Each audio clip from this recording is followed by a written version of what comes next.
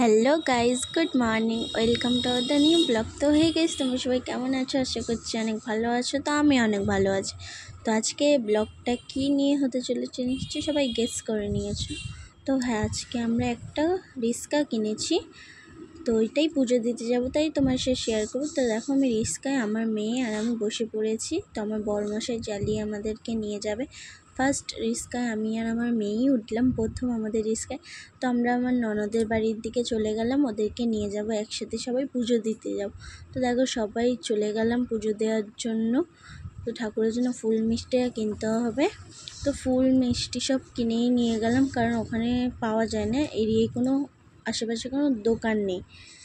তো দেখো, মন্দিরের গেটটা দেখাই যাচ্ছে, সামনে গাড়িটা গেল বলে খুব অসুবিধা হয়ে গেল ভিডিওটা নেওয়ার জন্য। তো মন্দিরে উঠে দেখি পুজো স্টার্ট হয়ে গেছে, আমরা সবাই শেষেই পৌঁছালাম। তো আমরা পুজো দিতে বসে পড়বো। তো পুজোটা দেওয়া হয়ে গেছে, তো গাড়িটা পুজো দিতে যাব। তো গাড়িটা পুজো দেওয়ার জন্য আমার বরমশাই আর আমার ননদ মিলে গাড়িটা সাজাচ্ছে। তো দেখো আমাদের গাড়িটা কেমন লাগছে। তো খুব ভালো লাগছে না দেখতে।